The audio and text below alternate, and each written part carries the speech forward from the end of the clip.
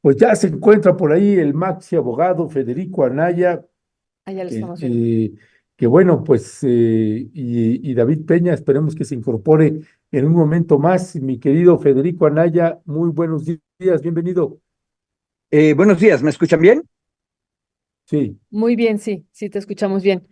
Federico, pues el día después de que después de 200 años, como dijo Claudia Sheinbaum ayer en su discurso, seré la primera mujer presidenta, dijo, en 200 años. ¿Qué decir sobre esto? ¿Cuál es tu primera impresión y cuál es lo que decíamos ayer, el sentir que tú estarías viviendo a partir de estos resultados que son arrolladores desde nuestra perspectiva? ¿Qué decir sobre esto, Federico? Ah, bueno, creo que es muy sabio agarrar y poner en perspectiva de 200 años las cosas. De hecho, a mí ya se me había olvidado que este año de 24 estamos celebrando 2 siglos de república. Ujú. Eh, pero vale la pena subrayar la victoria de una mujer porque me parece que el proceso electoral lo que nos dejó ver fue un, una competencia y una polarización que en realidad son muy dolorosas, especialmente para un sector que es importante en un proceso democrático, que es la derecha. Y, y yo estoy sorprendido, honestamente, de la falta de visión y de autocrítica en términos, por ejemplo, como se dice hoy en día, de construir narrativa.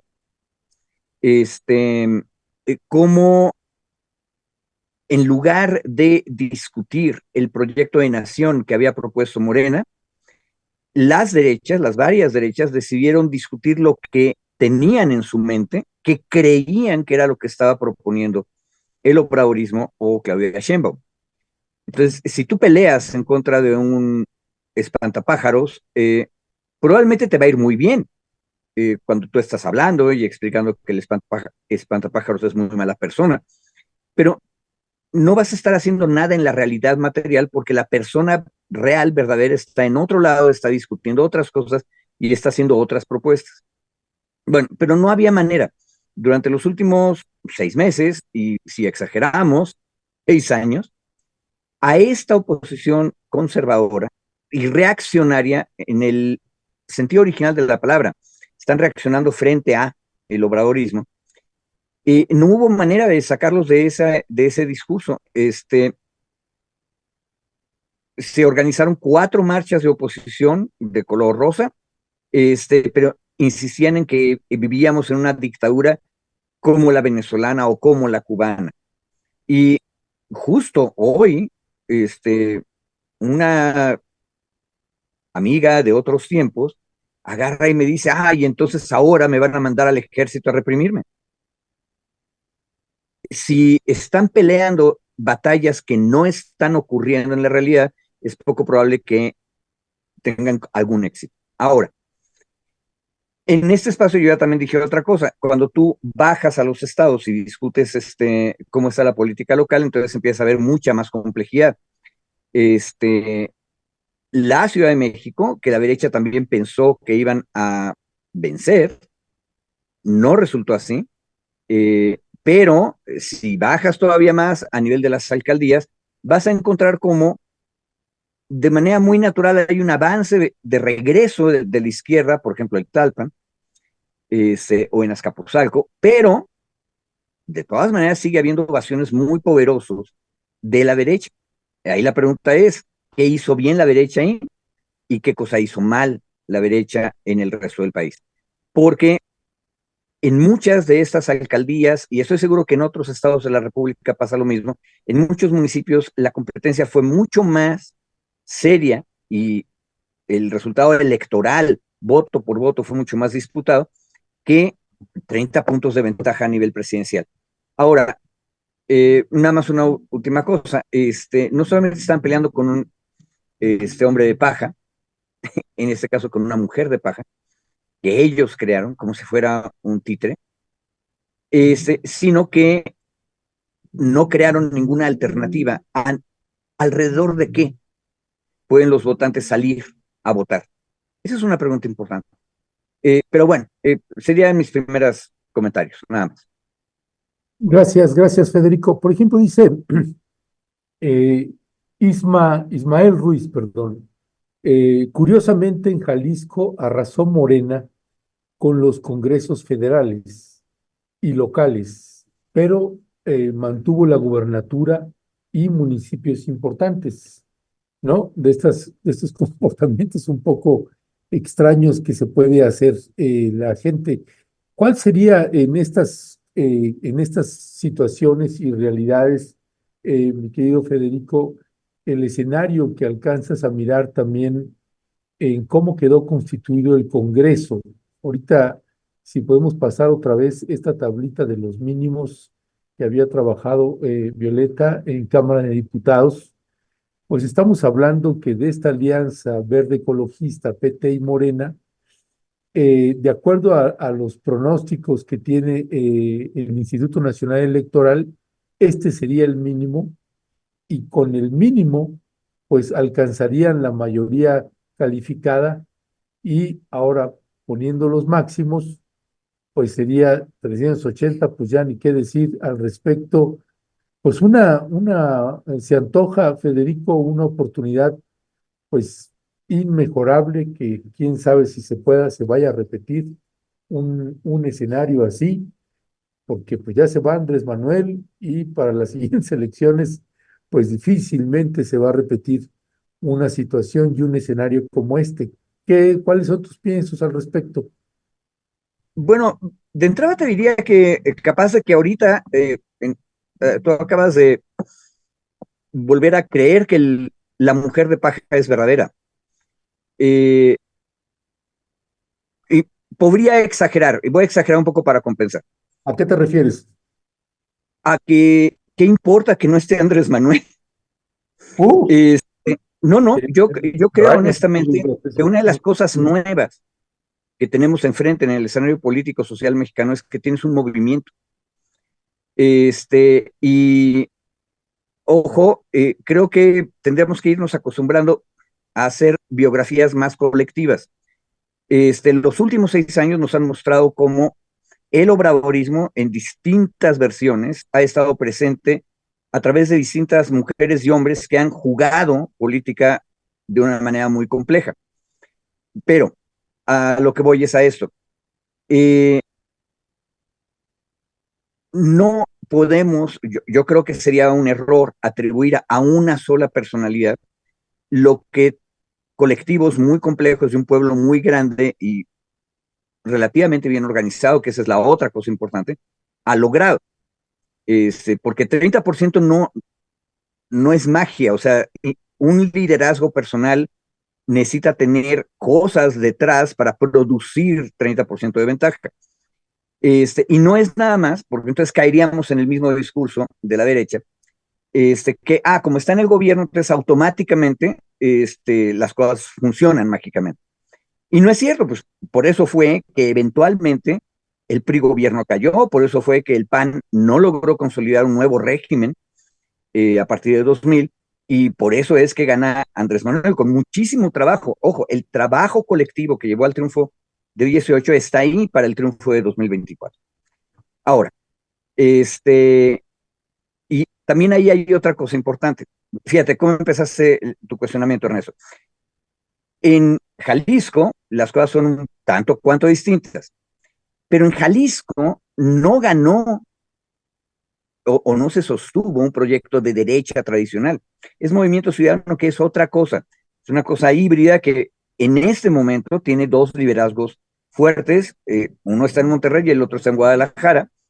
Y que habría que ver en dónde vamos a tener que clasificarlo, a izquierdas, derechas o centro. Y mi punto aquí sería, cuando aterrizas las cosas a nivel de los estados y a nivel de los municipios, el país electoralmente está mucho más disputado. Y si eso que acabo de decir es cierto, Ernesto, y si es cierto lo que tú también dijiste ahorita al parecer se está consolidando una gran ventaja legislativa. ¿Ok? Estoy de acuerdo.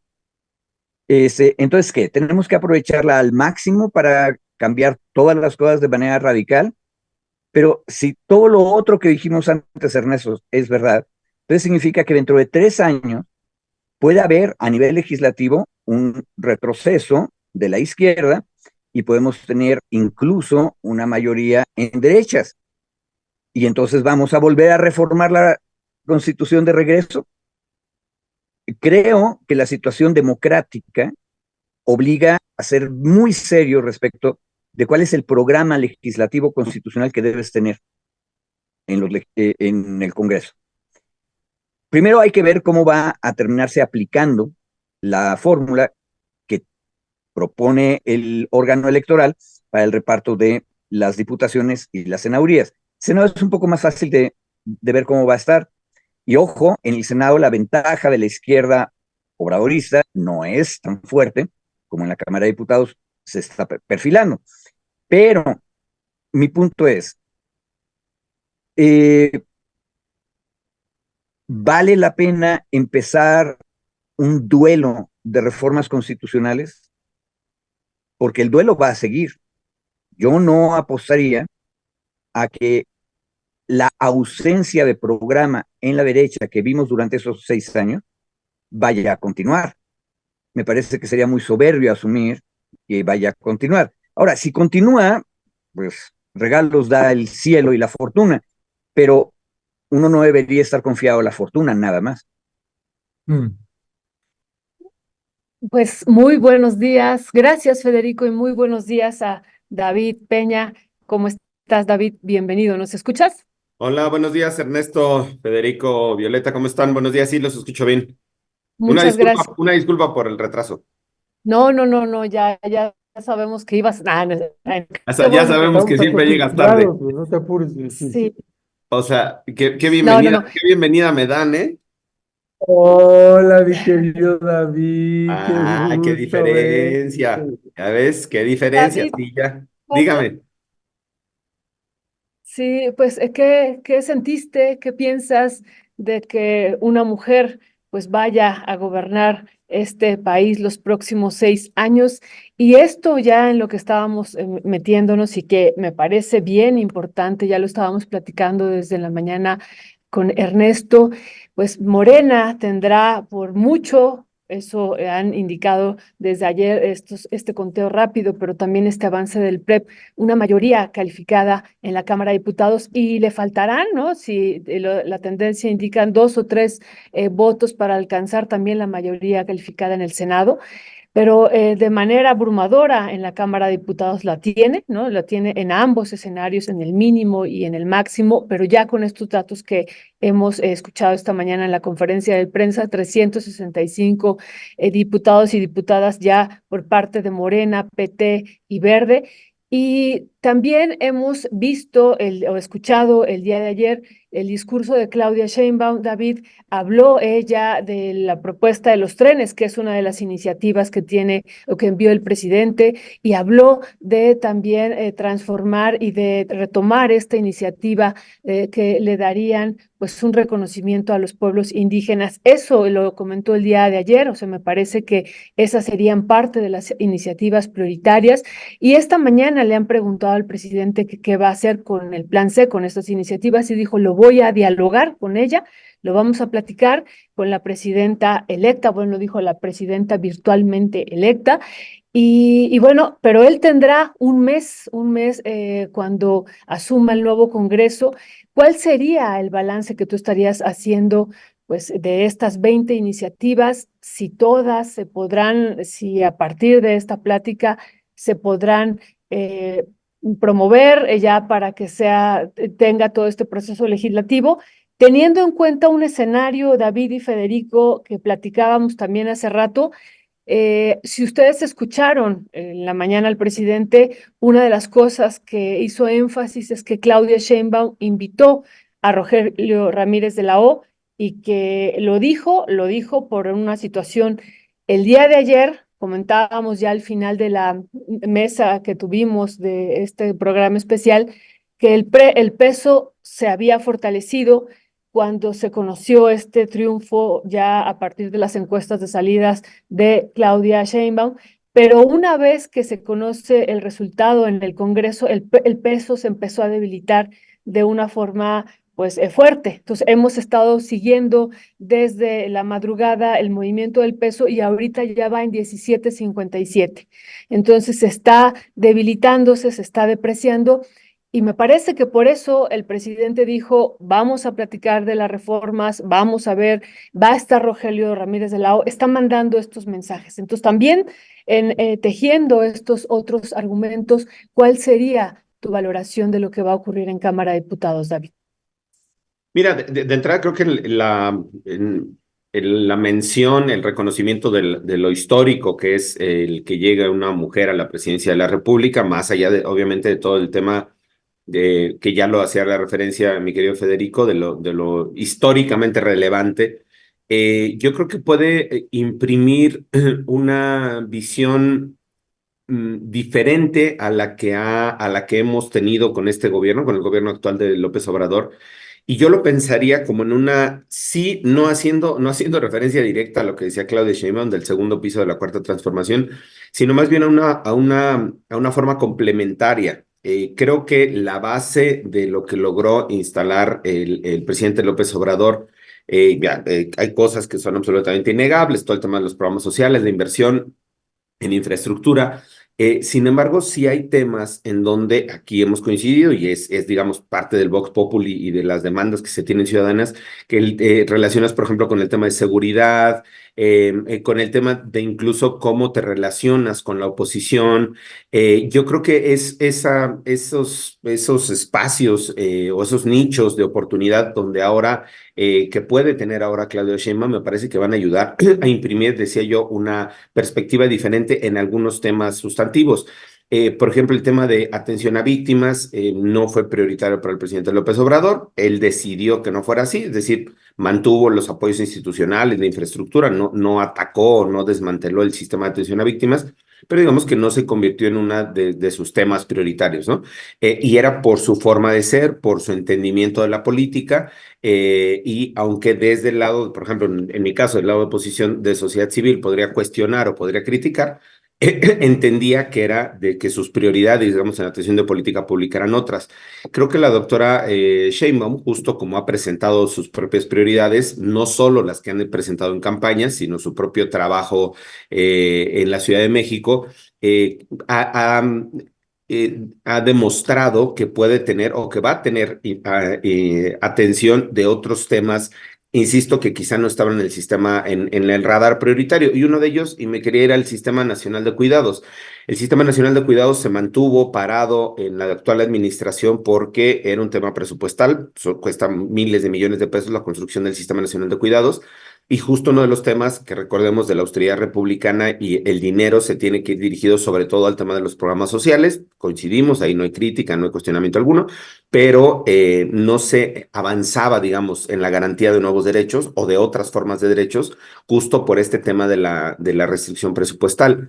Sheinbaum lo colocó como parte de su agenda, lo colocó como parte de la agenda de campaña y se comprometió públicamente a avanzar, por ejemplo, en ese tema que estuvo parado, por decir solo uno, avanzar en ese tema que estuvo parado durante 4 años, 3 años y cachito de esta administración. Entonces, creo yo que primero, en el caso de Sheinbaum, creo que esto tan renovación, por así decirlo, de temas, de visiones, va a ayudar a imprimir un trabajo diferente en la presidencia de la República. Y ya para esta pregunta que me hacías, Violeta, sobre la Cámara de Diputados y la Cámara de Senadores, creo, ayer estaba haciendo las cuentas, no alcanza para la Cámara de Senadores para poder tener la mayoría calificada. Se necesitarían igual, ahora en el Senado les faltaban creo que 6 o 7 en la que está presente, la legislatura vigente, y ahora con la nueva composición les faltarían creo que 4 senadores para lograr la mayoría calificada. Entonces, va a volver a ser un ejercicio muy interesante de discusión en la Cámara de Senadores. En la Cámara de Senadores, en esta legislatura se vivieron momentos muy interesantes de discusión, unos muy lamentables de discusión también, estas cosas de la botarga, ¿se acuerdan? Y Lili Telles y toda esta estridencia, pero creo que se sigue manteniendo al final como un dique, podría yo decirlo, de contención, de diálogo político y de consenso y de acuerdo político, la Cámara de Senadores.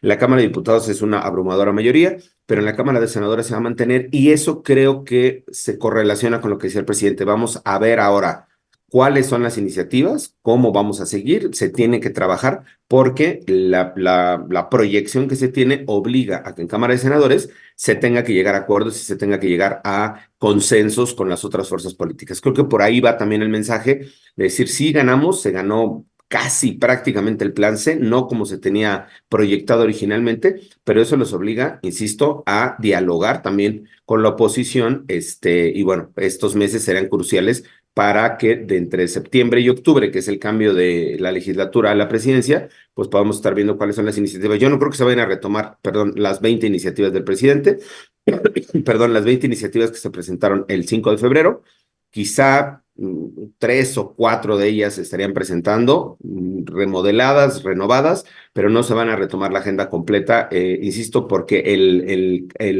la perspectiva que se tenía en el Congreso ha cambiado y ahora el diálogo igual con la oposición tiene que ser de forma diferente. Gracias, gracias, mi querido David. Federico, bueno, más allá de comentarte que esto que me decías de por qué preocuparnos o no, que si va a cambiar o no, si el presidente, qué diferencia hace si está el presidente López Obrador o si ya no va a estar. Bueno, yo no comparto de ninguna manera tu apreciación. Yo sí creo que va a ser una diferencia cuando ya no esté y pasarán unos cuantos meses para verlo, no va a pasar mucho tiempo y tendrá que, creo que los grandes desafíos de Claudia Sheinbaum pues, y de su equipo de trabajo, pues será precisamente ir midiendo, haciendo trabajo de lobby, de cabildeo y de irse ganando pues eso que se ganó Andrés Manuel López Obrador, pues durante tantos años, pues le tocará pasar a Claudia por ahí. No me parece que sea una sorpresa o algo que no tenga que ser. Y creo que me parece un proceso natural y normal que así sea.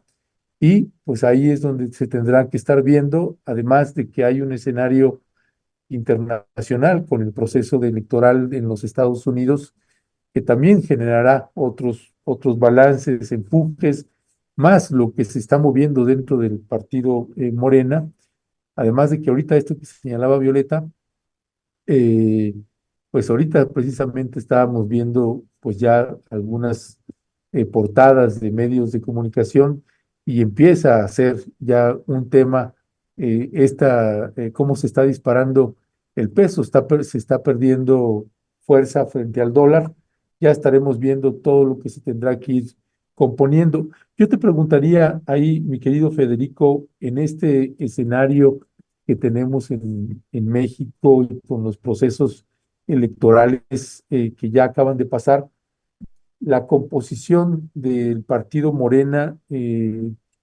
pues estos dos estados que señalamos al inicio del programa, el estado de Tabasco y el estado de Chiapas, un resultado electoral que pocas veces se había visto, donde los candidatos del partido Morena, Javier May en Tabasco y Eduardo Ramírez en Chiapas, con un 80% del respaldo de la votación que tuvieron. ¿Cuál es la lectura que haces tú de estas dos entidades federativas que son los que llaman la atención, a diferencia de los otros estados, Federico? Bueno, mira, de esos dos estados yo te diría que el problema es que aunque están pegaditos, son completamente distintos. Tabasco, tú tienes una formación política bastante homogénea y que ha venido desarrollándose desde finales de los años 60 hasta nuestros tiempos. De hecho, la base original del obradorismo, el obradorismo campesino e indígena, nace todavía bajo la gran hegemonía priista, con un gobernador de izquierdas, priista, pero de izquierdas, que permite que se vaya articulando o volviendo a articular un tipo de organización popular desde abajo, desde las comunidades, desde los ejidos, desde las asambleas. Que esa es una historia que luego se le olvida contar a la derecha, que Andrés Manuel no surgió de la nada, no es un mesías que aparece en medio de un cerro, no, no, no. Es un funcionario que se tomó en serio el trabajo de ser funcionario e hizo trabajo de base. Se encuentra ahí con el pueblo y lo organiza, y la gran crisis lo que lo hace huir de Tabasco después de la salida de Rovirosa Wade, que es este gobernador del que les hablaba y que lo apoyó, y bajo el nuevo gobierno de Enrique González Pedrero, que es amigo y simpatizante del obradorismo, pero en ese momento es un gobernador puesto por el centro priista que tiene que defender a los candidatos priistas en los gobiernos municipales. Entonces tienes una confrontación entre las bases priistas reorganizadas y tienes del otro lado al viejo PRI de las élites. Bueno, esa batalla la perdió. Andrés Manuel salió al exilio a la Ciudad de México y ahí es donde ganó su residencia como chilango. Esto, que casi nunca nadie discute, te explica un obradorismo de base con una articulación de partido, con mecanismos de representación electoral. O sea, no es nuevo que Morena, antes el PRD, hayan tenido mucha competitividad ahí. Bueno, es un régimen político estadual muy claro. Entonces, el 80% tiene que ver, aparte, con la inversión que se hizo en el sureste. Tabasco no recibió Dos Bocas, pero sí recibió los beneficios de la construcción en un lado y luego parte del Tren Maya. La renovación de Pemex ayuda necesariamente a Tabasco, que de por sí había negociado en aquellos años que les estoy contando un muy buen régimen de relación con la empresa paraestatal. Entonces tú tienes ahí un régimen estadual estable, permanente, que ha evolucionado. ¿Qué tienes en Chiapas? En Chiapas tienes un estado que los criollos locales fueron incapaces de gobernar, provocaron una rebelión en 1994, que aparte se venía organizando muy desde abajo, desde los años finales de los 70, principios de los 80, y donde la clase política local no tiene ninguna legitimidad, pero la paradoja es que ese movimiento revolucionario, muchísimo más radical que el obradorismo en Tabasco, al momento de sentarse a nivel nacional a negociar con el gobierno federal, toma también la decisión de no participar dentro del sistema político electoral. Y es una decisión legítima, una apuesta por las autonomías comunitarias a otro nivel y en otro sentido. ¿Cuál es el problema? Que le dejas la mitad, o un poco menos de la mitad del Estado, a la vieja élite que había perdido todo el control del territorio para que lo siga administrando a la mala, como siempre lo han hecho. Entonces, lo que tienes en Chiapas es más bien yo te diría que no tienes un Estado, no tienes un régimen político articulado que represente a toda la población. Es exactamente lo contrario. Ahora, lo único en lo que se parecen es lo que tú dijiste, los resultados, pero me parece que las raíces vienen de situaciones completamente distintas. Y creo que falta discutir con mucha más profundidad los últimos 10 años chiapanecos para poder entender esta aparente nueva hegemonía, porque, ojo, gana con 80% el candidato de Morena, que aparte es un candidato que más bien viene del verde, y el verde en Chiapas sabemos que es una cosa todavía más fea que el verde a nivel nacional. Pero la pregunta es, ¿no es en ese sentido muy similar al actual gobernador? Y no nos estamos quejando todo el tiempo de que el actual gobernador es inexistente. Mi apuesta es que por más que el nuevo gobernador virtualmente electo tenga una ventaja electoral tan grande, en realidad no tiene la legitimidad que tiene, por ejemplo, su vecino al norte en Tabasco. Por lo tanto, yo apostaría que vamos a tener otro sexenio chapaneco de gobierno estadual ausente. Y tal vez mucho más enojón y mucho más incapaz de, fíjate, imagínate que esto, lo que estoy diciendo, alguien más incapaz de lidiar con las crisis del Estado que el actual. Gracias, Federico.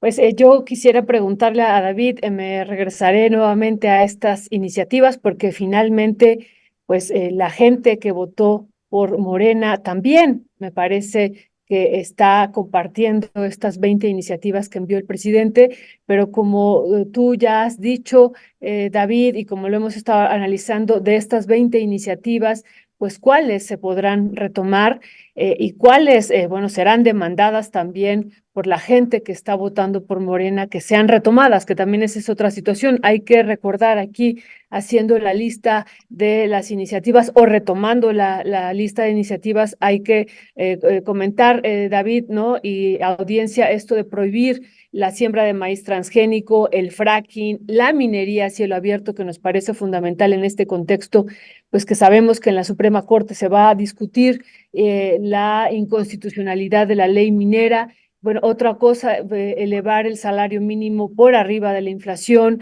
lo de los trenes de pasajero, reconocer a los pueblos indígenas como sujetos de derecho, la reforma al Poder Judicial, la reforma electoral, prohibir el maltrato animal, el tema de las pensiones y otros temas que están en estas 20 iniciativas. ¿Cuáles de estas, otra vez, David, yo vuelvo a ellas porque me parece, bueno, pues no sé, cuando fuimos a emitir el voto también, insisto, estábamos votando por estas iniciativas, por este proyecto, por lo que también decía el presidente hoy, pues por esta apuesta, seguir con esta apuesta de lo público, de un Estado benefactor, donde están incluidas aquí estas 20 iniciativas. Y esto, David, también verlo en perspectiva o en un análisis de qué va a ocurrir también o qué podría ocurrir con la Suprema Corte con estas iniciativas si se retomaran algunas de ellas. Ayer veíamos en algunas mesas de debate un enojo muy fuerte por parte de los analistas de derecha y analistas de la oposición, un enojo realmente fuerte, y decían, bueno, pero tenemos la Suprema Corte de Justicia de la Nación, tenemos 7 de los 11 ministros y ministras, y solamente tendrán 4 el partido pues que está gobernando con sus aliados, y me parece que intentarán detener toda iniciativa desde esta parte del Poder Judicial. ¿Qué decir sobre esto, David? Sí, yo empezaría con esto último, Violeta. A ver, a Claudia Sheinbaum, otra vez estamos haciendo el recuento justo con el equipo de una ministra para ver a cuántos ministros podría nombrar Sheinbaum. Y creo que son, dentro de los 6 años, podría nombrar ella a 3, nombrar, proponer, ya saben, hacer todo este tema, la terna, el Senado, ¿no? El proceso, pero podría proponer a 3 ministros o ministras más en su periodo, porque se van venciendo los periodos de 3 de ellos. Yo creo que ese va a ser un tema muy interesante. A mí, honestamente, no me parece que la reforma al Poder Judicial haya permeado en términos ni siquiera electorales. O sea, la gente sigue sin acabar de entender cómo, sí, vamos a cambiar el Poder Judicial, ajá, o sea, el tema del voto, vamos a elegir a magistrados y ministros por voto, resuelve el tema de fondo. Es un tema, creo que se sigue sintiendo muy alejado de la ciudadanía. Vemos, por ejemplo, cuando liberan o alguna persona que es detenida y es liberada porque fue torturada o porque no se acreditó la orden de aprehensión, la reacción es sí, la piña, maldita piña, ministra Piña lo liberó, no sé cuál. Creo que la crítica que se ha mantenido por parte del presidente al Poder Judicial, válida su crítica, a mí me parece que no, yo no la comparto en muchos de los puntos que ha tenido el presidente, lo he dicho aquí en otros espacios. No ha logrado o no creo que haya sido uno de los temas de la agenda en la discusión de la propia agenda de las campañas. Incluso Sheinbaum, al referirse a la reforma al Poder Judicial, lo hizo en un par de ocasiones, 3 o 4 ocasiones, en el mismo tono del presidente, sin tener una propuesta concreta, sin tener una propuesta de fondo, sin tener una propuesta de reforma al Poder Judicial. Y aquí lo hemos dicho en diferentes momentos, uno de los grandes debilidades del Poder Judicial es la falta de mecanismos de control interno o de autocontrol. El Consejo de la Judicatura Federal, que tiene a personas, 3 nombradas por el presidente de la República, es absolutamente infuncional.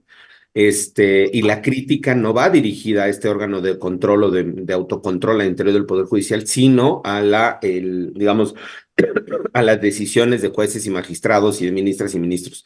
Creo que esta suerte de descalificación de las decisiones del Poder Judicial, aunque se hagan en la mañanera y aunque se hagan, no alcanzan, insisto, a más allá, o sea, no alcanzan a permear más allá de algo está haciendo el Poder Judicial o hay que criticar o cuestionar al Poder Judicial, pero no se logra entender, digamos, el fondo de todo lo que implica una reforma al Poder Judicial.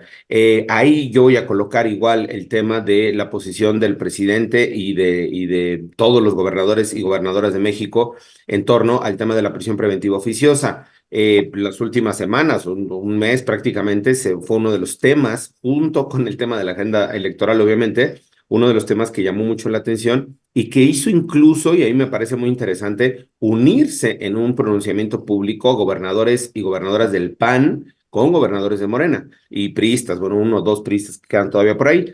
Eso en una suerte de crítica a algún proyecto que se tenía en el interior de la Suprema Corte de Justicia para dar cumplimiento a las sentencias de la Corte Interamericana de Derechos Humanos, que ya hemos hecho referencia muchas veces aquí. Insisto, creo que ese tipo de reformas, así como están planteadas, Violeta, no van a alcanzar, o sea, no tienen una apoyo, digamos, o que se haya expresado en términos electorales. En ese sentido, creo que las que tienen que ver, hay algunas de las reformas, por ejemplo, el tema del fracking, el tema del bienestar animal, el tema de mantener el aumento del salario mínimo, creo que son reformas absolutamente nobles, la oposición, valga la expresión, no se va a oponer, no son temas que le generan mayor discusión. Pero en esta que tiene que ver con el Poder Judicial. Sí, y conecto esto con tu pregunta que decías de los analistas que al final aplaudían, ¿no? Con decir, bueno, pero tenemos a la Suprema Corte de Justicia de la Nación, y yo no sé si la palabra es a frenar, porque tú decías, Violeta, se van a frenar las reformas. Sí, sigue siendo una fuerza política que no es, digamos, filial a la política del presidente López Obrador, pero ahí en términos, mi querido Federico diría que peco de legalista a veces, pero recordemos que la mayoría de las reformas que fueron tiradas por la Suprema Corte de Justicia de la Nación fueron reformas relacionadas con el procedimiento, ni siquiera con el fondo de los temas que se estaban discutiendo. ¿El procedimiento se pusieron demasiado estrictos y exigentes? Sí, pero al final sí se hubiera cuidado las formas en Cámara de Diputados, en Cámara de Senadores, los tiempos, los procedimientos, ese obstáculo se hubiera salvado y se hubiera metido al fondo, y ahí sí creo que en el fondo hubiéramos tenido muchos más elementos para poder cuestionar un posicionamiento político que tiene la Suprema Corte de Justicia. Pero hoy, al final, la mayoría de las y los ministros se van al tema de lo técnico, creo que se escudan en el tema de lo técnico, hubo errores en lo legislativo, entonces no nos metemos al fondo, yo puedo tener mi posición política, dicen ellos, pero aquí hubo errores de procedimiento y no nos metemos. Eso creo que no ver a la Suprema Corte de Justicia tampoco como un obstáculo, que decía Violeta, ¿no? Como vamos, no lo decía Violeta, sino lo citabas, ¿no, Violeta? De lo que decían analistas, ¿no? Para frenar las reformas. Creo que ahí va a seguir siendo este espacio. Si este Congreso hace mejor las cosas, si este Congreso cambia estas prácticas que estuvieron durante mucho tiempo digamos, de abusar del mayoriteo, ¿no? Yo soy mayoría y lo paso como quiero, creo que se puede cuidar ahí. Y hay un punto importante, y quizá lo conecto con el tema de Ciudad de México, me gustaría abordar, si todavía tenemos tiempo en el siguiente bloque, es Monreal. Monreal en la Cámara de Diputados se está autoperfilando como coordinador de la fracción parlamentaria de Morena en la Cámara de Senadores con 330 y tantos, digo, de la Cámara de Diputados, perdón, 330 y tantos diputadas y diputados, pese a que pues hubo un ejercicio muy interesante de lo que ocurrió este fin de semana justo en la alcaldía Cuauhtémoc. Ese otrora poderoso que decía, que se presentaba o que se decía Monreal en la propia alcaldía y con un capital político importante, pues tuvo un duro revés, ¿no? Un duro revés sobre lo que ocurrió en la alcaldía Cuauhtémoc. Entonces, me gustaría ir vinculando estos temas. Insisto, las reformas varias van a pasar, las que te digo que son más nobles, algunas sí se merecen una discusión y creo que nos va a dar bastante tiempo para poder hacer la discusión, ¿eh? Eso también va a ser interesante. Vamos a poder tener varios meses de estar discutiendo estas reformas y otras de las propuestas que esté sacando o proponiendo en la agenda política Claudia Sheinbaum, y ahí vamos a ir viendo con sus primeras reformas hacia dónde va el ejercicio de su mirada de gobierno. Gracias, gracias, mi querido David. Dice Triple Z, Huepoy, Ernesto y Violeta, creo que se les olvida que el nuevo Congreso entra en septiembre y el presidente va a presentar y aprobar la reforma al Poder Judicial antes de irse. Para eso era el plan C. No, no, de ninguna Que manera es se lo nos que olvidó. mencionamos, Sí, ¿no? Que sí, tienen un mes. no, no, no, no se nos olvidó. No, es porque en términos de cálculo político, pues tienen que medir qué tanto sí, qué tanto no. Esto que señalaba David y Federico también, pues de que no vas a meter todo de golpe en un mes y que se aprueben todo. No, creo que tendrán que ser estratégicos en ese sentido. Y sobre ese tema, mi querido Federico, te preguntaría también, em, en el análisis político tuyo, en el contexto político que alcanzas a ver que tenemos en el país, ¿cuál desde tu punto de vista podrían ser las reformas estratégicas que tendría que empujarse en este último mes del presidente Andrés Manuel López Obrador o en los primeros meses de gobierno de Claudia Sheinbaum? Esto lo digo porque cuando entró el presidente López Obrador como presidente del país, tenía un mejor Congreso que con el que le tocó lidiar los últimos años y se les fue ahí un tiempo. Ahora pienso que no van a repetir esa situación, pero ¿cuáles serían estas reformas que considerarías que podrían ser estratégicas y útiles que tendría que empezar a trabajar el gobierno de Claudia Sheinbaum conjuntamente con el de López Obrador? Mira, te doy mi análisis político. Sí, sí, el tuyo, sí. Primero, no estoy muy de acuerdo con David sobre lo que dijo de que no se ha hecho una crítica al Poder Judicial o al Consejo de la Judicatura. Todo lo contrario, he hecho la iniciativa de López Obrador con un tribunal para resolver las cuestiones del Poder Judicial. Es muy clara, o sea, el Consejo de la Judicatura no funciona y lo que tenemos que hacer es tener un tribunal que juzgue a los jueces y ese tribunal tiene que ser electo por la ciudadanía. Y no es una cuestión de preparación técnica o no, para eso tenemos un sistema de preparación técnica de funcionarios judiciales muy, muy fuerte y eso tiene que continuar. Entonces, los actuarios, secretarios y demás funcionarios del Poder Judicial seguirán siendo de excelencia y tú lo que vas a tener son cabezas electas, mínimo, en mi opinión, en el tribunal. Entonces yo te diría, una de las cosas que yo creo deberían hacerse con toda claridad es la reforma judicial. Y creo que la reforma judicial tiene que plantearse como la planteó López Obrador, una reforma judicial radical en la cual se plantea regresar al modelo de 1857 con una Suprema Corte electa.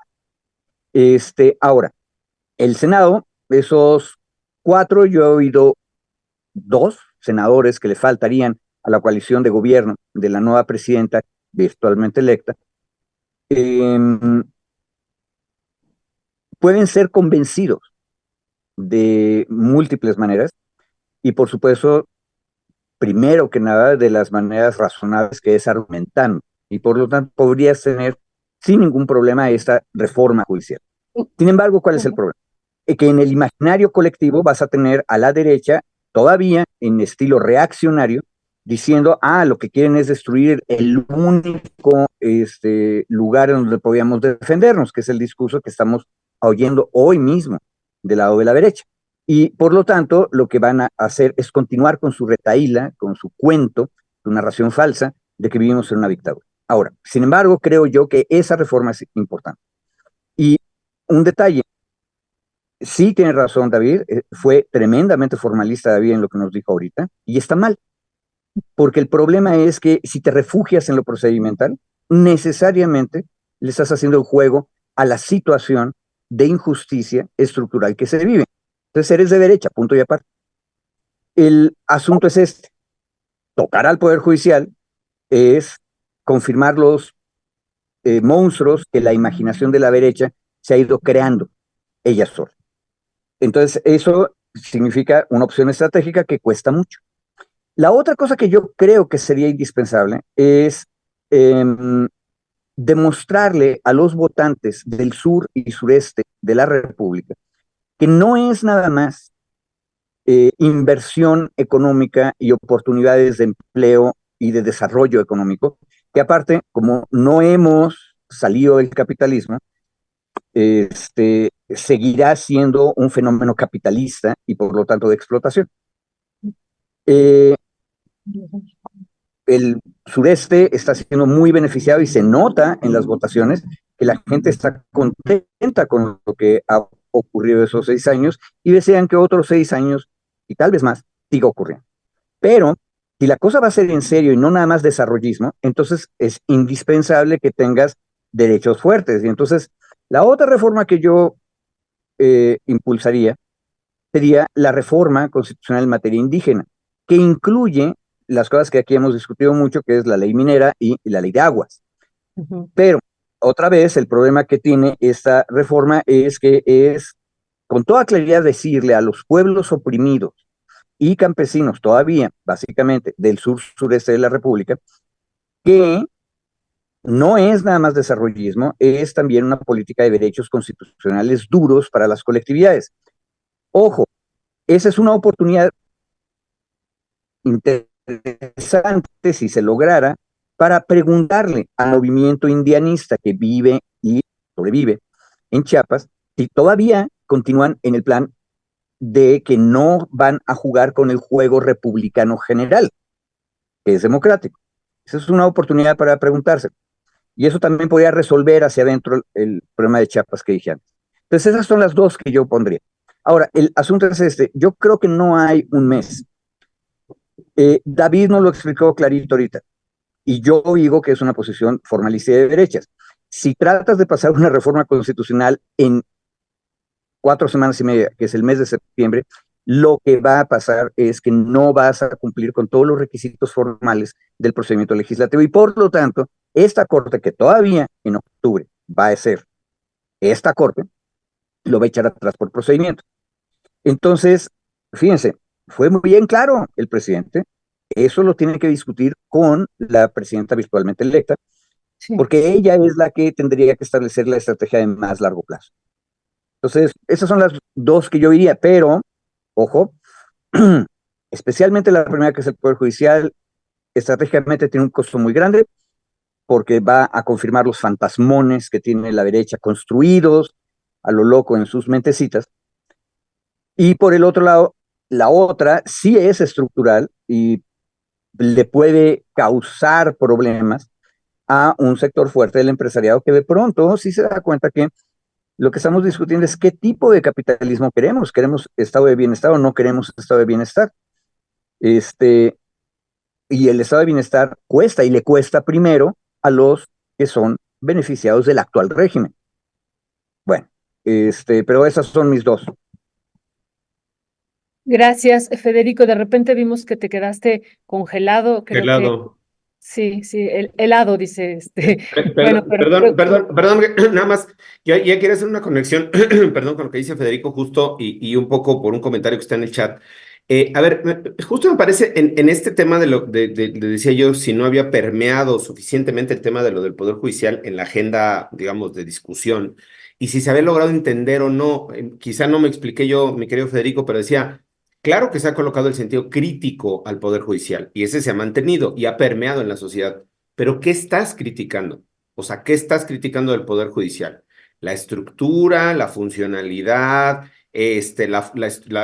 cómo se organizan los nombramientos, cómo se hacen, las decisiones al final tienen un sustento aparentemente legal en la mayoría de ellas, ¿no? Formalista, entonces eso implica cuestionar la legal, o sea, cuestionar la ley también, cuestionar la norma, eso es lo que yo me refería es en cuanto al fondo. La propuesta de reforma al Poder Judicial, en términos genéricos, como decías tú, tiene una parte buena, que es lo del control judicial interno, ¿no? Y la otra que es, vamos a elegir a las ministras y los ministros y a los magistrados, ¿no? Como por voto popular.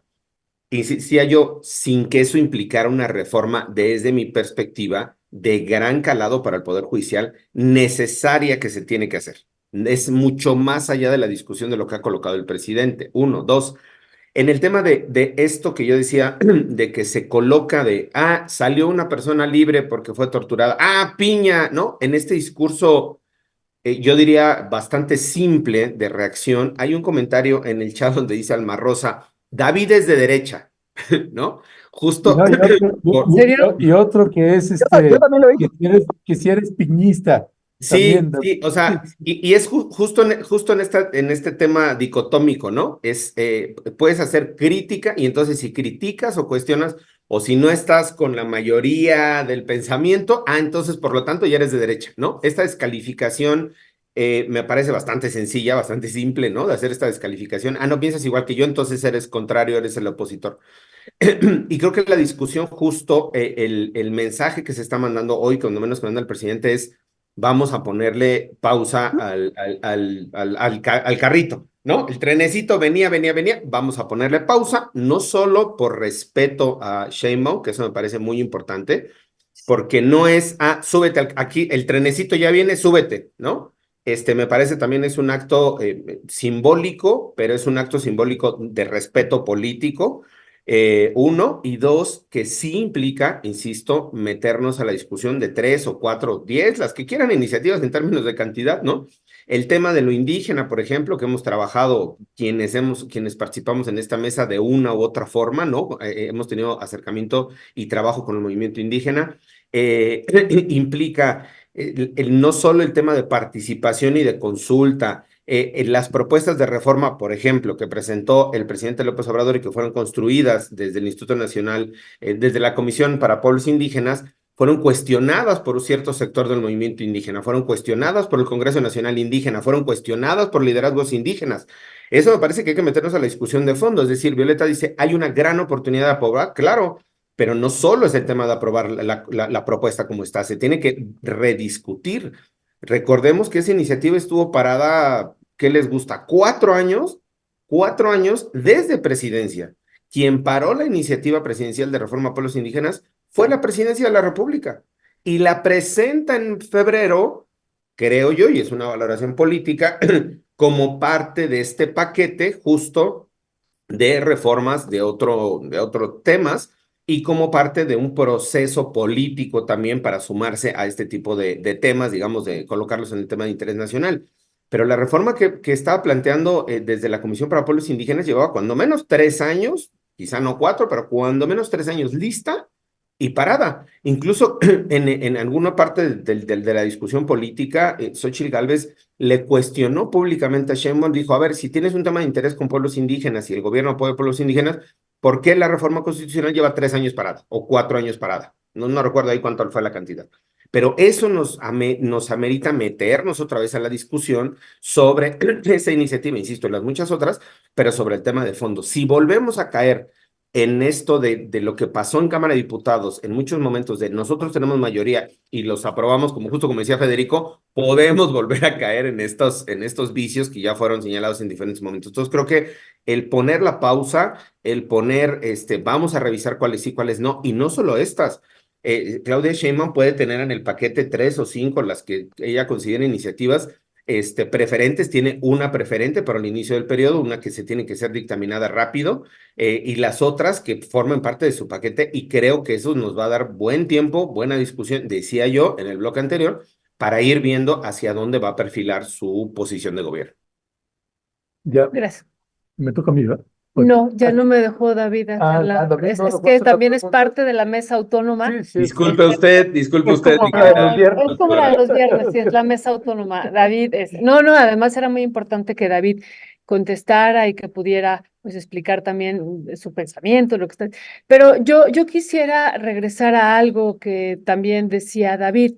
Recordemos que esta iniciativa que envió el presidente no es la iniciativa de la reforma de los 15 artículos constitucionales que se propuso. Entonces, eso me Es una parece. descafeinada, es una Sí, sí, descafeinada. es reconocer únicamente, bueno, únicamente es muchísimo, pero no son los 15 artículos constitucionales que se van a modificar, es reconocer a los pueblos indígenas como sujetos de derecho. Bueno, ese es un avance que me parecería histórico, pero que no retoma, como tú bien dices, esta modificación profunda que el presidente, bueno, recibió por parte de Adelfo Regino, aquí lo comentamos en varias ocasiones, ¿no? El titular del INPI, y bueno, él cuando se le preguntó en algún momento dijo, pues no lo he leído, lo voy a leer, pero finalmente manda esta iniciativa y eso es importante decirlo, pero también es importante decir ayer, dentro de las primeras palabras o como parte de las primeras palabras que da Claudia Sheinbaum, y por eso para mí era importante el discurso del día de ayer, dice, nuestro compromiso siempre con la reforma que envió recientemente el presidente para el reconocimiento de los pueblos indígenas y afromexicanos de nuestro país. No mencionó todas las reformas, pero esta la puso como uno de los elementos centrales y también desde que se empezó a trabajar el proyecto de nación antes de los diálogos de la transformación, uno de los primeros temas que se puso es urgente esta reforma constitucional y reconocer a los pueblos indígenas como sujetos de derecho. Entonces, ya está incluso como parte del primer discurso, ya como presidenta electa, ¿no? De esta nación que se va a abordar esta reforma. Virtual presidenta electa. Virtual presidenta electa, exactamente, era el concepto y el término que usó el presidente. Y entonces eso es muy, muy importante, pero esto, como decía muy bien Federico, pues va tejido con la reforma a la ley minera, con la reforma que se está proponiendo también de ley de aguas, y con un tema que va a ser muy álgido si es que se llegara a pasar, que es esta iniciativa que prohíbe la minería a cielo abierto, ¿no? Que las empresas mineras han dicho, esta es otra batalla que el presidente pues ha emprendido contra nosotros. Entonces, bueno, hay muchos intereses, hay muchísimas cuestiones que se tendrán que cuidar y que, como lo decíamos hace rato, a lo largo del programa hemos estado aquí, Ernesto y yo, así con los nervios porque vemos cómo se está moviendo el peso, ¿no? Que lo estamos refrescando e iniciamos con 17.50 y ya vamos con 17.70 y es probable que pudiera llegar a 18. Entonces, esto también es una lectura, decíamos e insistimos porque es fundamental que tenemos que ir haciendo y en función de también de cómo se va moviendo esta parte económica y por eso no es menor, y ya lo volvemos a repetir, que se haya mencionado a Rogelio Ramírez de la O, desde mi lectura, pues será muy importante de lo que vaya a pasar en ese mes, de lo que se vaya a discutir también, en ese mes que tendrá ya un nuevo Congreso el presidente con una mayoría calificada, pero también de lo que se vaya a discutir con la doctora Claudia Sheinbaum y también con el funcionamiento y cómo se están moviendo los mercados. Pero bueno, todo esto lo quería decir porque pues sí, es una iniciativa que no es la iniciativa original y que nos parece también importante retomarlo hacia hacia el próximo sexenio, esta reforma de estos 15 artículos constitucionales. ¿Qué decir sobre esto, Federico? Perdón que era tanto, pero es importante porque pues hemos estado aquí entre los cuatro en esta otra mesa autónoma, pues discutiendo esta iniciativa que también nos parece muy importante. A ver, yo haría una recomendación aquí, de otro es de los nuevos medios que han surgido, en los últimos 6 años. Los periodistas, y sin embargo, tienen un espacio los viernes, los radicales. Y el de la última semana, el último viernes, fue muy interesante porque discutieron, un poquito medio forzado, pero les salió bastante bien, la comparación entre el final del sexenio obradorista y el siguiente sexenio, que sería el de Sheinbaum, y el final del sexenio cardenista, que era del año 1934 a 1940, y luego lo que vino, que es Ávila Camacho. Luego hay otro ejemplo que es el neoliberalismo duro de Salinas, que es el sexenio de 88 a 94, y luego ese extraño segundo periodo neoliberal priista que es Cedillo. Ahí, para los que quieran hacer un análisis histórico, politológico, comparado, serio, hay mucho buen material. Pero me quedo con una idea, les recomiendo que vean ese programa. Pero la idea es esta, la que me gustó más. Esta transición de un régimen fuerte, fundacional, que es el de Andrés Manuel López Obrador, a, esperamos, su primera sucesión, que es la presidencia de Claudia Sheinbaum, paradójicamente entra en una muy buena situación. México no tiene que moverse a fuerzas hacia derechas. Durante la Segunda Guerra Mundial, con la alianza necesaria con los Estados Unidos en contra de la Alemania fascista, había que ser aliados de Estados Unidos y eso tenía costos. Eso no está ocurriendo necesariamente ahora, ni siquiera en el peor escenario, que es Trump presidente. Y aparte, Latinoamérica es muchísimo más rica y organizada, entonces me parece que no hay ahí peligros de un rompimiento con el pasado.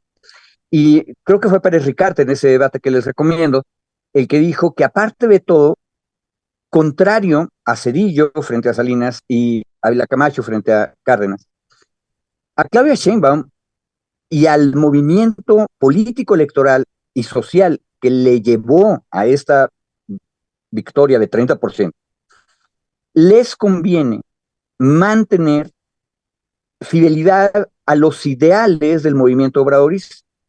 Y por eso fui yo tan quisquilloso al principio de esta plática, de esta mesa, cuando decía que tampoco exageremos nosotros en la izquierda el papel de Cabecita de Algodón, nuestro viejecito hermoso. Es un gran líder social, pero no es nada más él quien establece la realidad.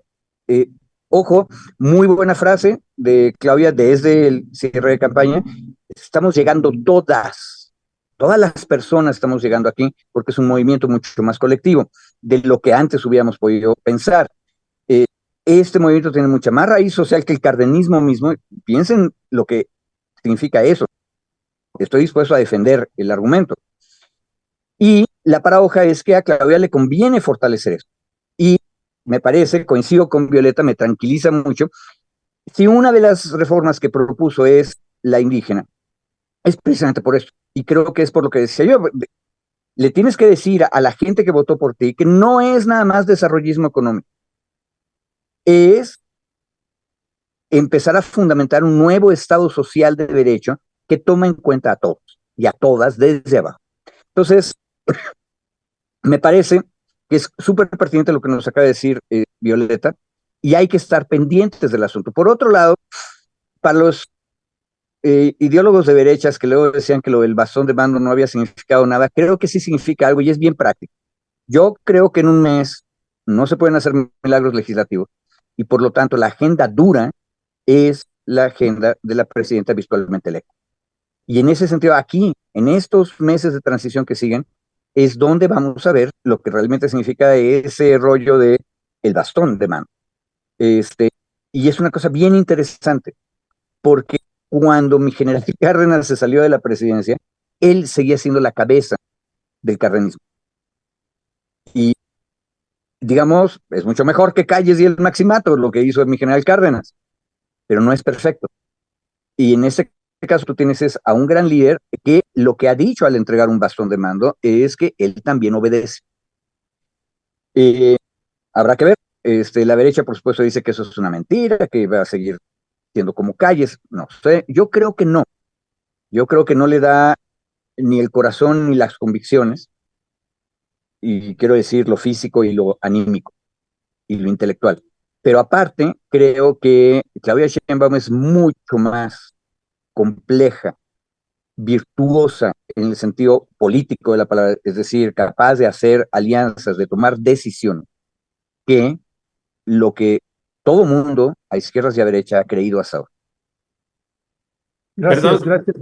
perdón, mi querido Ernesto, siguiendo con la libre determinación de esta mesa, el ejercicio de libre determinación de esta mesa, nada más quería, el tema de lo de la Ciudad de México, digo que ya no nos va a dar tiempo, pero nada más Me parece que sí tendríamos, digo, las mesas que vienen a lo largo de la semana en este bonito su Esa espacio era la pregunta que precioso. te iba a hacer, Violeta, sobre la Ciudad Ah, de perdón, entonces me callo y dejo que sea como No, no, pero ahora le toca orgánica. a Ernesto, ¿no? Venga, ahora No, te no, toca no. Ernesto. Sí, te toca, te toca, te toca. No, bueno, no, esto que precisamente que nos interesa también escuchar, David, este análisis que tienes sobre la Ciudad de México y únicamente anunciar, yo tenía entendido que eran plurinominales, pero parece ser que no. Esta imagen que te acabo de pasar, mi querido Asael, que me estoy enterando y es una buena noticia. No, no, no, la primera que te pasé, la primera que te pasé, porque pues la elección para Sonora, pues Manlio Fabio Beltrones y Lili Telles, que hacían mancuerna, pues perdieron 44.1 contra 26.9 en el Senado, esta contienda que tenían para el Senado de Sonora. Así que, pues yo espero no estar equivocado y que entonces ellos no sean plurinominales y que entonces no los vayamos a ver más en la Cámara de Senadores, pues sería una extraordinaria noticia. Y ahora sí, nada más quería hacer ese anuncio. Pues sorprende la diferencia que hay de votos entre los candidatos de Morena y pues esa binomio que tenían Mario Fabio Beltrones y Lili Telles. Ahora sí, David, este balance que querías hacernos también sobre la Ciudad de México. Gracias. Sí, general, yo creo que tendríamos que, yo decía yo que a lo largo vamos a estar escuchando los análisis en estos días, ¿no? De aquí en este espacio y en muchos otros, de cómo se comportó la derecha en la Ciudad de México. El análisis general era, como ya sabían que estaba perdido a nivel federal, pues se concentraron mucho más en la Ciudad de México para intentar ganar la Ciudad de México, pero además para intentar ganar más, o sea, la Ciudad de México, digamos, como entidad, pero también para ganar más alcaldías.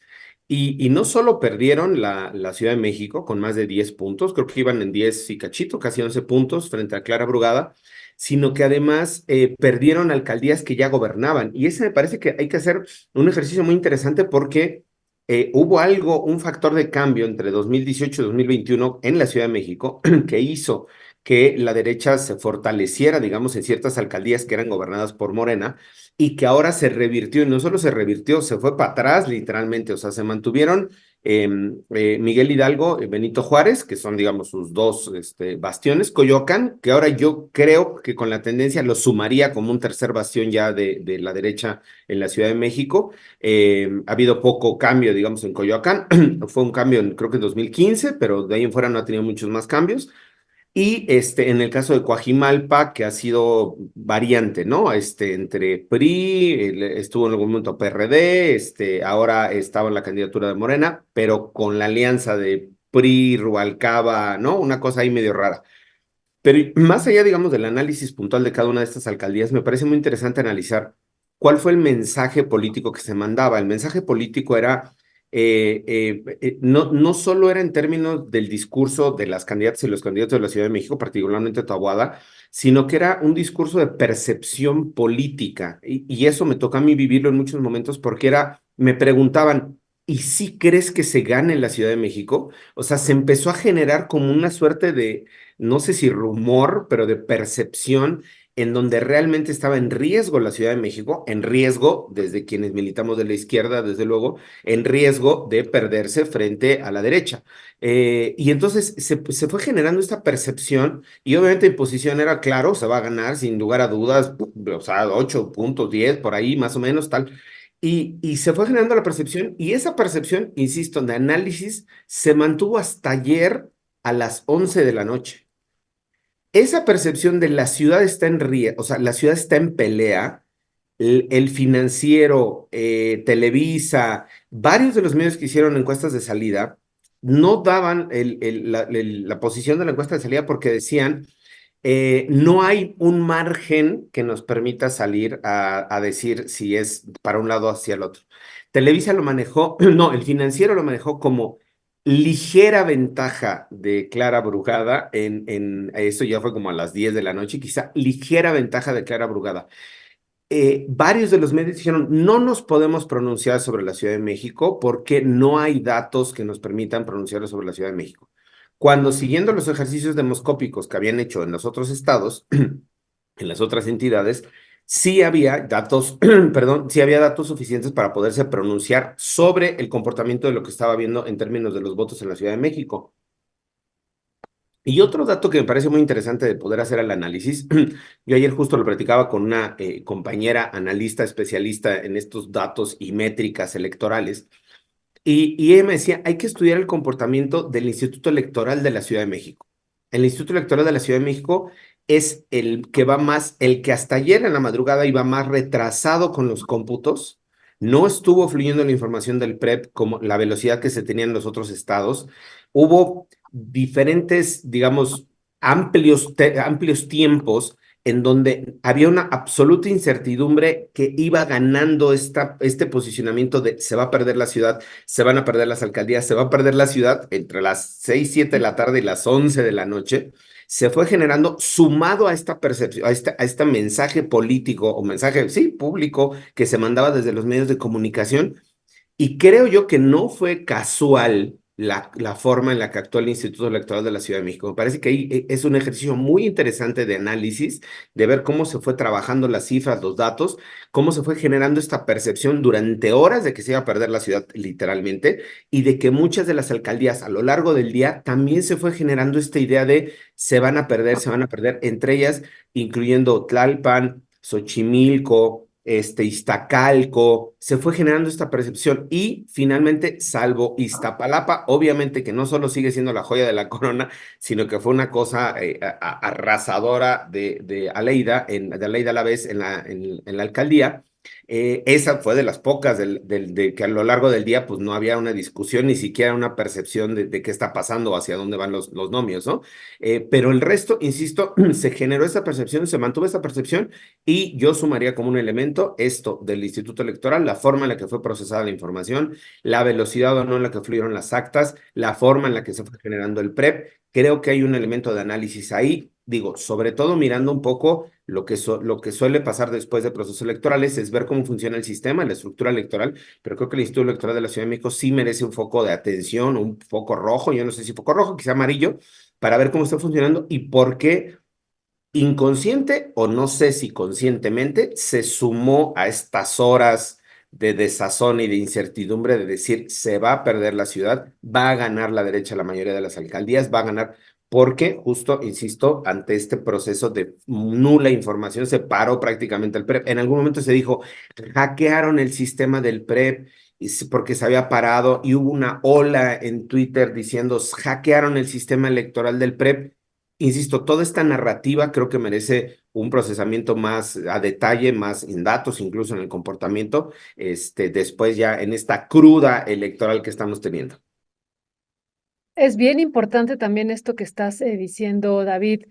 Tendríamos que tener respuestas de por qué se paró ese conteo de la Ciudad de México. También nosotros en el programa especial que tuvimos pues lo comentamos, ¿no? Bueno, esto pues no debió haber pasado, ya tendremos algunas explicaciones al respecto, y como tú bien dices, se generaron pues muchas dudas de qué estaba pasando, y sobre todo porque también compartíamos en la noche que Taboada, ¿no? No quitó, digo yo ya supongo que ya lo hizo, pero él salió a decir ganamos la Ciudad de México, a pesar de que estaban todas estas conteos rápidos de estas casas encuestadoras, y él seguía diciendo ganamos, ¿no? Entonces, pero bueno, eso también tendremos que discutirlo, y yo quisiera pedirle una reflexión final a Federico Anaya, pues de para mí, un momento histórico que estamos viviendo en nuestra nación con una primera mujer presidenta, y además, bueno, que también viene de la UNAM, de donde viene Federico, del movimiento del CEU,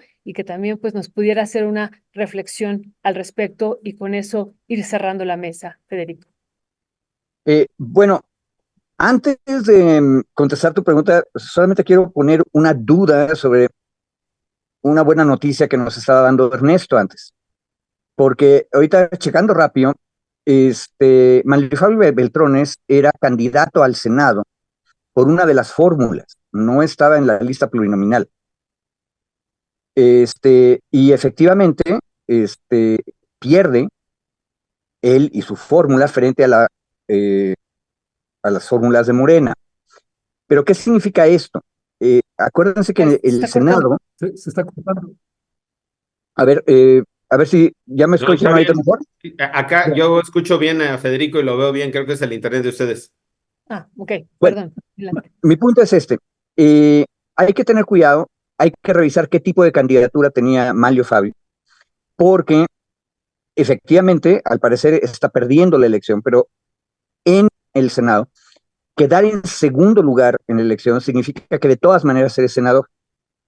Mm, Acuérdense, cada partido tiene dos fórmulas, mm, es decir, un titular y un suplente.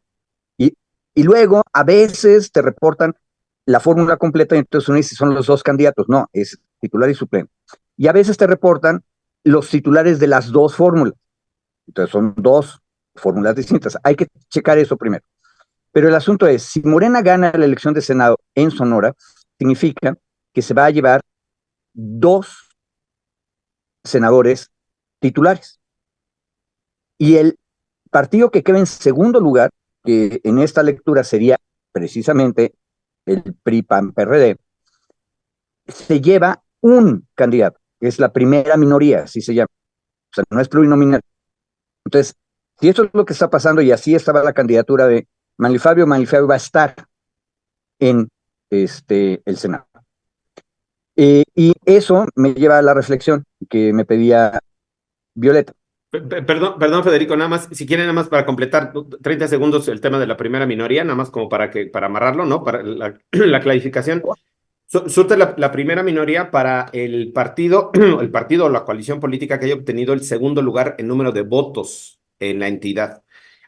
De esta fórmula entran 32 senadores y senadoras, 64 entran en esta fórmula que decía Federico, la fórmula, digamos, la primera y el segundo lugar, si son de la misma fórmula, por ejemplo, en el caso de Morena, entran los dos senadores de Morena, pero el tercer lugar, digamos, o el tercero en la lista, se le concede como primera minoría a la coalición o al partido político que haya quedado en segundo lugar.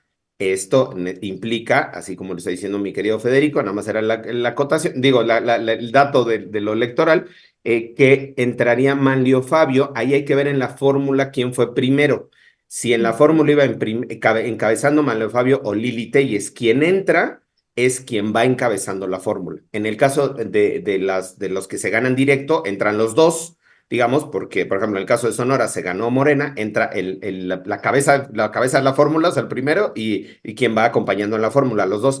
Y en el caso del tercero, como hay solo una plaza, se le da a la cabeza de la fórmula, que ahí, insisto, hay que ver si era Manlio Fabio o Lili Telles, pero alguno de los dos, bueno, lamentablemente, sí van a estar en el Senado de la República. No los dos, porque sí sería doblemente nefasto, pero uno de ellos sí va a estar allá.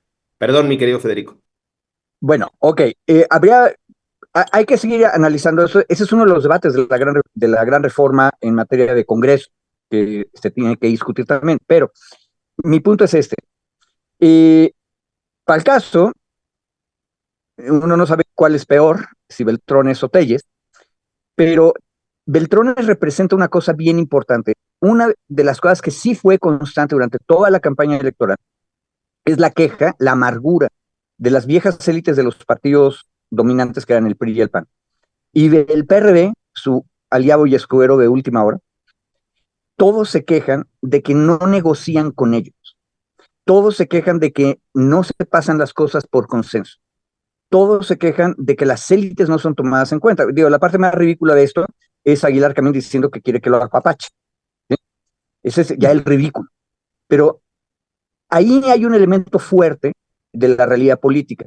Las élites, tanto del viejo régimen priista antes de 2000, como del régimen de la transición, que es de 2000 a 2018, esas élites se sienten agraviadas porque el obradorismo no quiere y no necesita negociar con ellos. Y eso les provoca muchísimas broncas. Y ojo, aquí va una pequeña puya. Esto que acabo de decir también afecta a una parte de la élite de la sociedad civil, a la izquierda, que tampoco está en buena posición para ser escuchada ni negociar nada. ¿Por qué? Porque el obradorismo puede hacer las cosas solo. Y eso te explica también por qué hay una parte de las organizaciones no gubernamentales y de la más venerable sociedad civil Gonzalo Ituarte un día me dijo que la Santa Iglesia y todas sus órdenes son mucho más que la sociedad civil, son las madres de la sociedad civil. Entonces, ahí tú tienes un hecho real, que son élites desplazadas porque ya no necesitan negociar. Y yo creo que eso es una de las cosas que se tienen que discutir con seriedad ahora. Yo calculo que Beltrones no es tonto y que se aseguró de que él es el que está en la posición de llegar como primera minoría. ¿Por qué? Sí. Porque es indispensable para estas viejas formaciones político-partidistas tener a cuadros de primer nivel para poder negociar las cosas. Gente como Beatriz Paredes en el Senado que está saliendo ahorita. Y Beltrones, por más que nos parezca horripilante, es ese tipo de cuadro. Y hay que tener cuidado. Ojo, Beltrones es de los que más mano izquierda tuvo durante el régimen de la transición, o yo llamaría mejor, el primer régimen de la transición mexicana, que fue de 2000 a 2018. Él era el que le abría muchas veces la puerta, incluso a la gente de izquierdas de la sociedad civil, diciendo, no, sí, discutamos gobiernos de coalición, discutamos cómo hacemos la fiscalía, Las que reformas sirva. electorales, reformas Exacto, electorales, sí. exacto. O sea, él es un cuadro que negocia, ¿sí?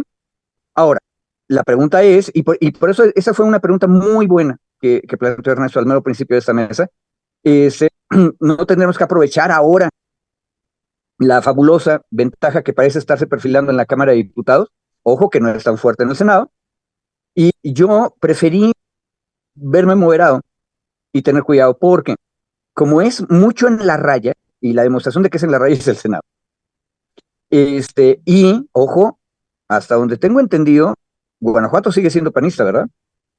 Y Sí, Jalisco sigue siendo del MC. sí, En otras palabras, la derecha sí es, en muchas regiones del país, orgánica. Y a eso tenemos que hacernos cargo. Por eso hay de pronto algunos péndulos raros, como el año 21 en la Ciudad de México, que ya nos dijo David. Bueno, yo prefería ser moderado y decir, tengamos cuidado, no reformemos todo, aunque podamos, porque lo que vamos a provocar es que la derecha, mejor organizada, trate de reformar todo otra vez de regreso en la siguiente vuelta del péndulo. Ya. Ojo, en una de esas son malos, aparte de malos, son maletas y son incapaces de organizarse. Pero tú no puedes confiar en los errores del enemigo. Tienes que ser prudente y mucho más prudente en tus victorias. Ya. Entonces, hay que tener cuidado. Ojo, ahí enfrente tú tienes otra cosa que se llaman élites y ojo, ¿se acuerdan que más sabe el diablo por viejo que por diablo? Eso tiene que ver con las élites. Las élites han estado allí permanentemente. No es que sean respetables, es que pueden hacer daño y hay que estar muy pendientes de ellos. Mi querido Federico Anaya, mi querido David Peña, como siempre, muchísimas gracias. Ya tenemos nuestra siguiente invitada en sala de espera y es un enlace hasta Colombia. Así que, David, Federico, muchas gracias. Seguimos al habla. gracias. Suerte, Gracias a hasta ustedes. luego. Y Saludos a queda todos los de... pendiente lo de la primera mujer presidenta que estuvo en el Consejo Estudiantil Universitario y que tú estuviste ahí, pues por eso, Sí, pero pero ya, son En historias otro de momento. viejitos. Bueno, Gracias. abrazos. Chao. Bye.